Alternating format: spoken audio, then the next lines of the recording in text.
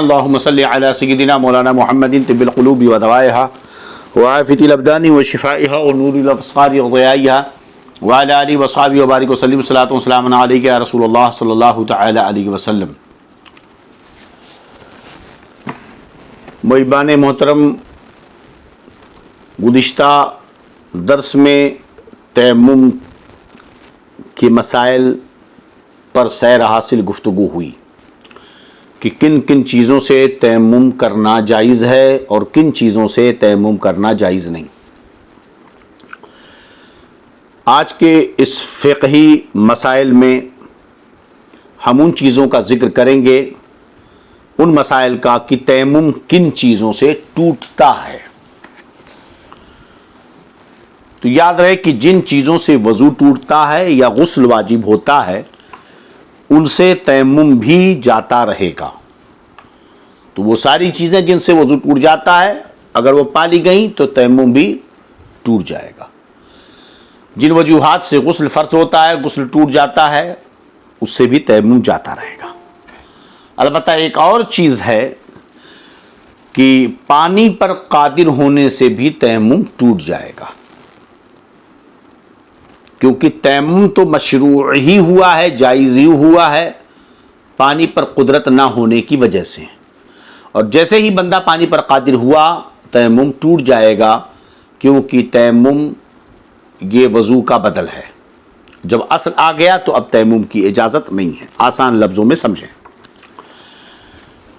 اسی طرح مریض نے غسل کا تیمم کیا تھا اور اب تندرست ہو گیا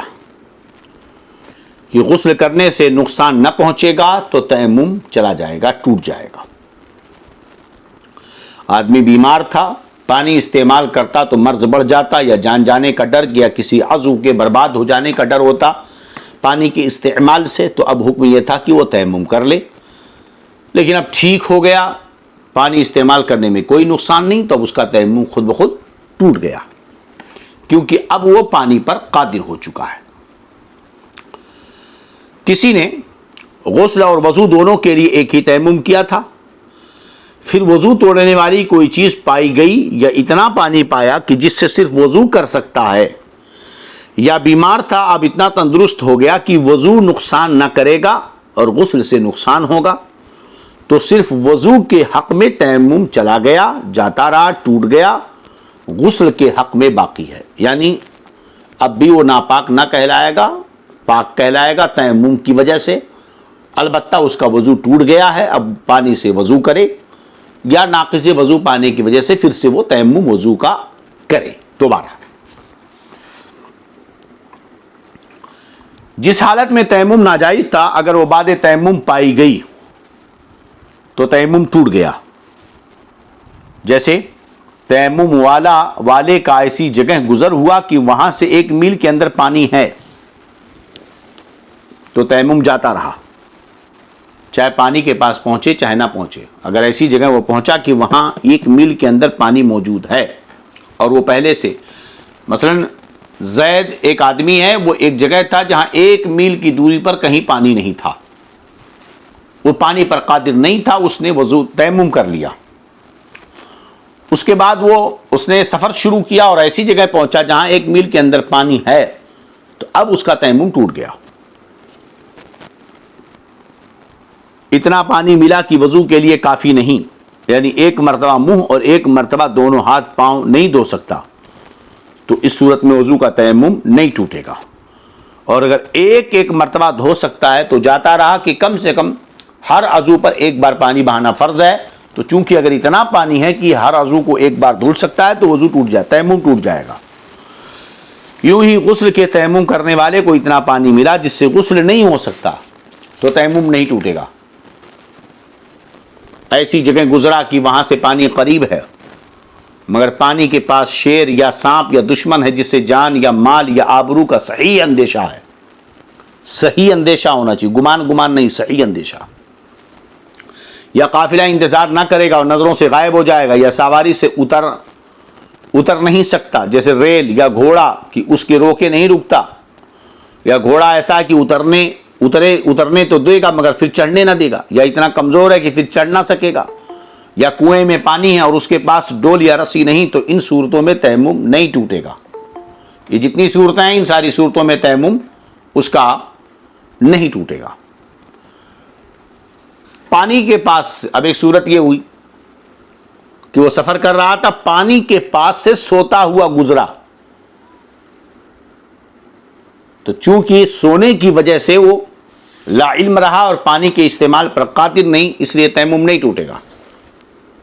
ہاں اگر تیمم وضو کا تھا اور نیند اس حد کی ہے جس سے وضو جاتا رہا تو بے شک تیمم جاتا رہا,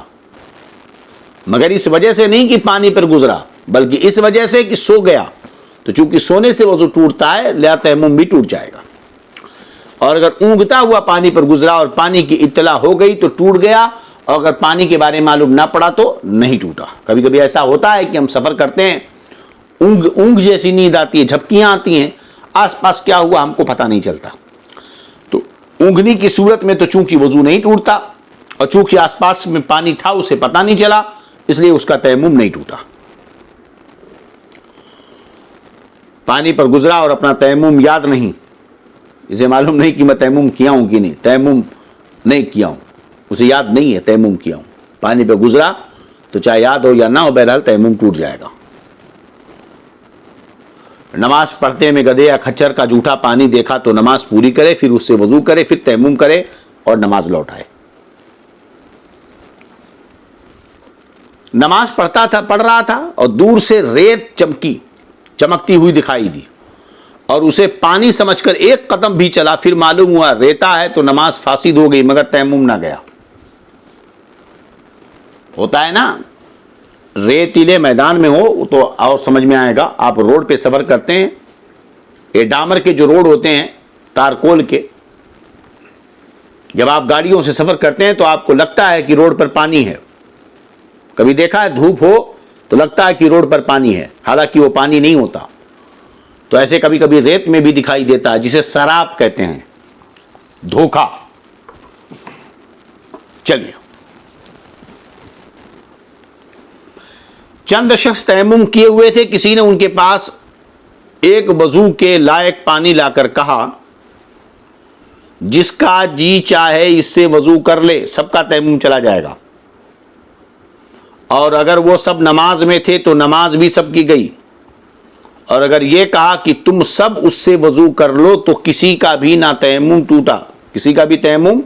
نہیں ٹوٹے گا. پہلا یہ تھا اگر اس نے یہ کہا کہ جس کا جی چاہے وہ تیمم کر لے تب تو ٹوٹ جائے گا. اور اگر کہا تم سب اس سے وضو کر لو, تیمم کر کے 10 لوگ تھے مثال کے طور پر, 10 لوگ وضو کر کے تھے,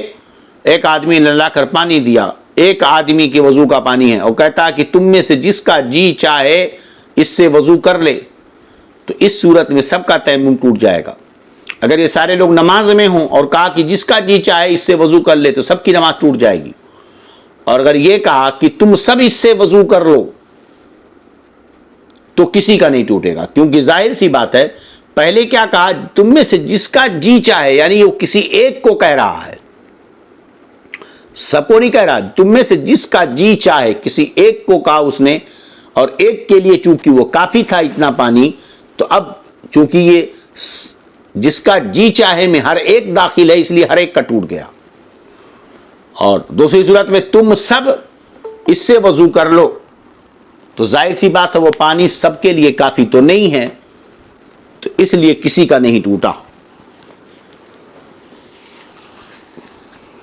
پانی نہ ملنے کی وجہ سے تیمم کیا تھا, اب پانی ملا تو ایسا بیمار ہو گیا کہ پانی نقصان کرے گا, تو پہلا تیمم جاتا رہا, اب بیماری کی وجہ سے پھر تیمم کرے. یوں ہی بیماری کی وجہ سے تیمم کیا تھا, اب اچھا ہوا تو پانی نہیں ملتا, جب بھی نیا تیمم کرے. یعنی جس وجہ سے, جس عذر کے سبب اس نے تیمم کیا تھا وہ عذر ختم ہوا اور کوئی دوسرا عذر لاحق ہو گیا تو دوبارہ اسے تیمم کرنا پڑے گا. پہلے عذر کی وجہ سے جو تیمم کیا تھا اب کافی نہیں ہے, وہ عذر چلا گیا تو اب اسے وضو کرنا چاہیے, لیکن پھر دوسرا عذر پیدا ہو گیا تو گویا کہ اب دوبارہ اس کے ساتھ عذر لاحق ہوا, اس لیے دوبارہ وہ تیمم کرے گا. اس کو ذہن میں اچھی طرح یاد رکھیں. کسی نے غسل کیا مگر تھوڑا سا بدن سوکھا رہ گیا، یعنی اس پر پانی نہ بہا،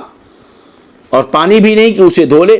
اب غسل کا تیمم کیا، پھر وہ بے وضو ہوا اور وضو کا بھی تیمم کیا، پھر اسے اتنا پانی ملا کہ وضو بھی کر لے اور وہ سوکھی جگہ بھی دھو لے، تو دونوں تیمم وضو اور غسل کے جاتے رہے۔ اور اگر اتنا پانی ملا کہ نہ اس سے وضو ہو سکتا ہے نہ وہ جگہ دھل سکتی ہے، تو دونوں تیمم باقی ہیں، اور اس پانی کو اس خشک حصے کے دھونے میں صرف کرے جتنا دھل سکے، اور اگر اتنا ملا کہ وضو ہو سکتا ہے اور خشکی کے لیے کافی نہیں تو وضو کا تیمم جاتا رہا اور اس سے وضو کرے، اور اگر صرف خشک حصہ تو ہو سکتا ہے، وضو نہیں کر سکتا، تو غسل کا تیمم جاتا رہا اور وضو کا باقی ہے، اس پانی کو اس دھونے میں صرف کرے، اور اگر ایک کر سکتا ہے دونوں میں سے، چاہے وضو کرے چاہے اس سے دھل لے، تو غسل کا تیمم جاتا رہا، اس سے اس جگہ کو دھو لے اور وضو کا تیمم باقی ہے۔ تو یہ دیکھنا ہوگا کہ پانی کس کی مقدار کو پہنچتا ہے، اسی حساب سے اس کا تیمم ٹوٹے گا۔ یہ تیمم کے مختصر مسائل تھے اور اب ختم ہوئے، اس کے بعد موضوع کے مسائل کا ذکر ہوگا۔ تو آج کی گفتگو بس آج اتنی ہی، چونکہ صبح مجھے سفر کرنا ہے، اور کل رب العزت اپنے پیارے حبیب صلی اللہ علیہ وسلم کے صدقہ و طفیل ہم سب کی ایمان، عقیدے، جان و مال، عزت و آبرو کی حفاظت فرمائے۔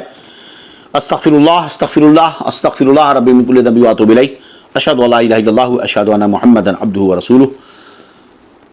السلام علیکم ورحمۃ اللہ وبرکاتہ۔